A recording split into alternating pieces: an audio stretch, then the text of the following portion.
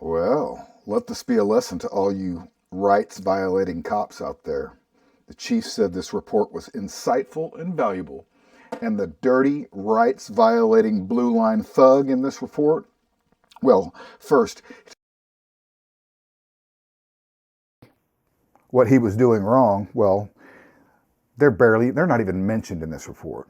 But the dirty rights-violating cop in this report, well, guess what? He has been sentenced to 4, count them, 1, 2, 3, 4 hours of training.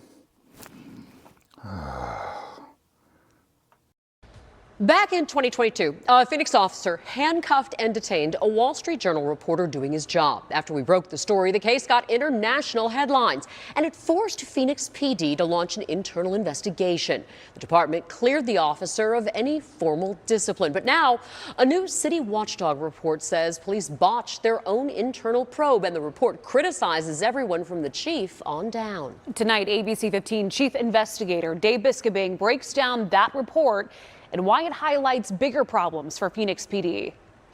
Think about the full picture here. This incident made international news, and it happened while Phoenix PD was under DOJ investigation.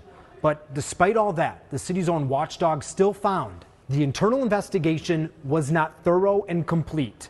It ignored issues of race and de-escalation.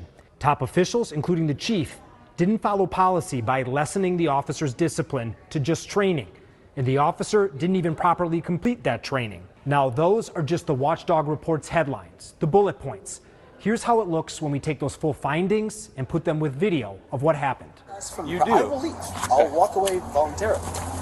It was November 23rd, 2022, when Phoenix officer Caleb Zimmerman walked up to Wall Street Journal reporter Dion Rabowen outside a Chase Bank. Rabowen was interviewing people about a story on interest rates. The officer claimed Dion committed trespassing because bank employees told him to leave, and he didn't.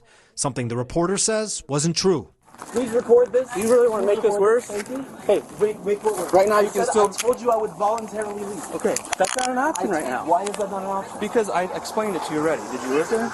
This is a monitoring report from Phoenix's Office of Accountability and Transparency, or OAT. It's the first monitoring report it's ever released. And it opened this monitoring case because of our story. Absolutely did not need to cuff him. Now, when it comes to what you just saw, it said, OAT's review identified several opportunities to utilize strategies that reasonably could have de-escalated the situation.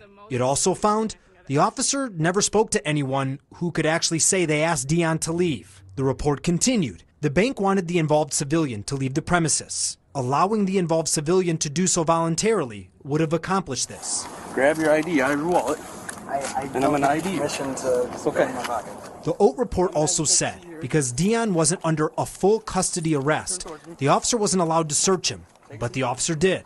And per police policy, that's supposed to be a Class 2 violation that calls for a 24 to 40-hour suspension. Instead, internal investigators recommended a written reprimand, and the chief's office lessened it even more to just 4 hours of training. Sir, he's not doing anything wrong. But the OAT report found issues with that training too. The officer claimed he did 2 separate 2-hour training sessions at the same time. Quote, not only did the involved officer receive a substantial reduction in discipline down to training, but it appears that they did not even fully complete the mitigated consequence for the unlawful search. We interviewed Dion when we first broke this story. At every stop, I'm saying, hold on, why is this necessary? I don't think we need to do this. You know, from the cuffs to going to the car to being put in the car. After the incident, Dion filed a complaint, and the OAT report confirmed our previous reporting that Phoenix closed the file quickly, only to reopen it once the incident got more attention. And the OAT report criticized that reopened internal investigation. One of the main allegations that was supposed to be looked at, racial bias in detainment. But the report said that part of the investigation was not thorough and complete. The involved officer's interview was silent on the issue of race being a factor. In short, investigators never asked that officer about race. But I think it's important to talk about this because of everything we've talked about. You know, this is a department that's under DOJ investigation for excessive force, that's under investigation for the way that they operate and the way they handle business. And despite that, they continue to operate this way. And in a written statement, Interim Police Chief Michael Sullivan called the monitoring report insightful and valuable. He said he will thoroughly review it before responding. I'm investigator Dave Biskobing, ABC 15, Arizona.